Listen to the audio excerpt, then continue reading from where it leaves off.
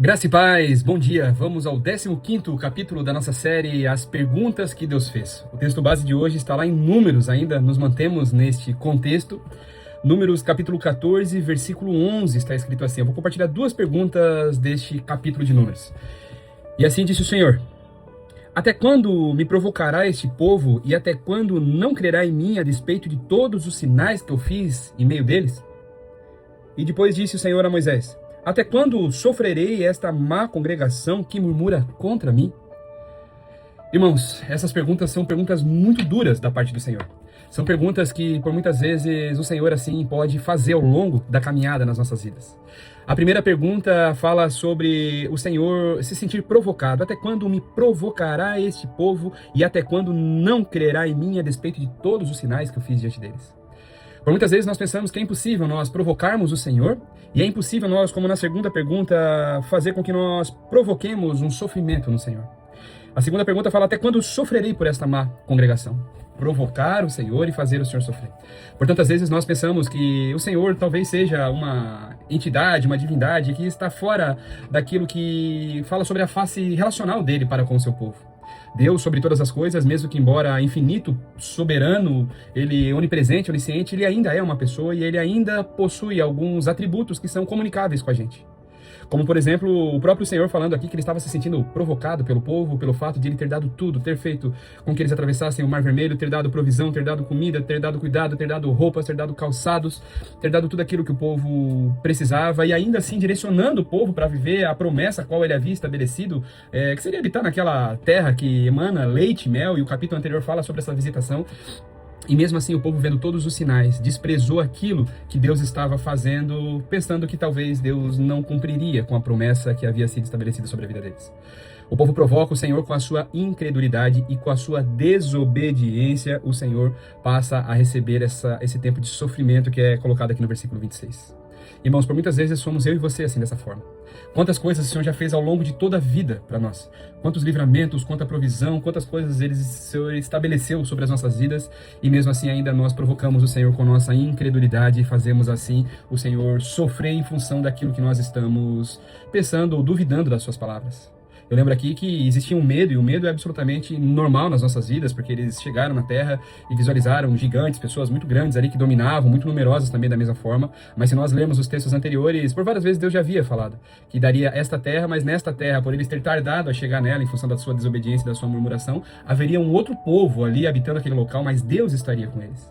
Quantas palavras do Senhor nós já recebemos e permitimos que palavras contrárias sejam criadas por vezes por nós mesmos, ou demos ouvidos às circunstâncias da vida, ou até mesmo o inimigo que por tantas vezes vem semear dúvida nos nossos corações. Por tantas vezes nós fazemos assim, geramos assim um sofrimento no coração do Senhor e provocamos a ira do Senhor contra as nossas vidas em função da nossa desobediência, da nossa incredulidade, e isso nos impede de acessar as promessas quais assim o Senhor tem preparado para nós. Se você ler o texto um pouquinho mais para frente aqui, você vai observar que a ira, sim, do Senhor caiu sobre o povo em função dessa incredulidade que assim eles estavam apresentando diante do Senhor, diante da sua comunidade de fé ali também da mesma forma. E a ira do Senhor foi estabelecida através da privação de toda esta geração de homens aqui que estava, privação de entrar na promessa a qual assim o Senhor havia estabelecido. Moisés ora, intercede, clama, guerreia, batalha ali com o Senhor, mas o Senhor não atende a oração dele, falando que aquele povo, naquele exato momento, que tinha vivido todas as maravilhas com o Senhor até o exato momento e ainda assim não confiava plenamente dele, esses não estariam ali contidos na promessa a qual o Senhor teria estabelecido. Eu tenho visto muitas pessoas, irmãos, que têm vivido o básico, o mínimo aqui nesta terra e mesmo assim ainda não se posicionam diante do Senhor. Não tem procurado agir com sabedoria proveniente do céu, e essa sabedoria proveniente do céu, ela só é concedida a nós através de um relacionamento com o Senhor. A Bíblia diz que aquele que quiser sabedoria para viver a sua vida, tomar as decisões corretas, ele precisaria pedir ao Senhor. Pedir fala de se achegar ao Senhor, de clamar ao Senhor, de obter através desse relacionamento. Por muitas vezes a falta dessa sabedoria, desse entendimento, gera também no nosso coração a falta do temor, e isso tem afastado todos os dias pessoas e mais pessoas de viverem plenamente aquilo que o Senhor tem estabelecido. Que não sejamos eu e você agirmos dessa forma ingrata para com o Senhor, não buscarmos a resposta na sabedoria proveniente do Senhor, como diz lá em Provérbio 8. Deixa aí um provérbio para você meditar ao longo do dia como texto complementar para esse dia de hoje. Medite e observe aquilo tudo que a sabedoria pode gerar sobre a sua vida. Certamente, se houvesse sabedoria, o povo não havia se portado dessa forma, eles não teriam sido privados de viver as promessas do Senhor, como este povo. Tantas e tantas pessoas hoje, nesse exato momento, também estão perecendo dessa forma, sendo privados, impedidos de viver aquilo que Deus tem preparado, somente pelo fato de não tomarem decisões diante daquilo que o Senhor Deus já estabeleceu sobre as nossas vidas. Se eu e você temos uma promessa, se eu e você temos uma palavra, precisamos viver através desta palavra. Vamos orar? Senhor, nós queremos Te louvar nessa manhã, Senhor. Estamos aqui diante do Teu altar de graça, Pai. Estamos aqui para engrandecer o Teu santo nome. Queremos aqui lembrar para nós mesmos o quanto somos dependentes, o quanto carecemos do Senhor. Essa história de hoje nos mostrou um povo ingrato, Senhor, um povo que viveu as maravilhas do Senhor, um povo que recebeu tantas e tantas coisas, sobretudo recebeu palavras, promessas e acabou permitindo que a dúvida, que a murmuração, que a inquietação entrassem nos seus corações e assim fossem privados de viver a plenitude daquilo que o Senhor havia estabelecido. Eles receberam muitas coisas no deserto, mas não era a totalidade daquilo que o Senhor tinha preparado. E que se nós estivermos nessa condição de deserto, Senhor, se algum de nós aqui, Senhor, se até mesmo eu, Senhor, estiver passando por essa situação agora, que o Senhor possa me alertar, Senhor, para que o cálice de ira do Senhor não se encha e eu não venha pagar o preço da minha incredulidade, nem meus irmãos também da mesma forma, Senhor.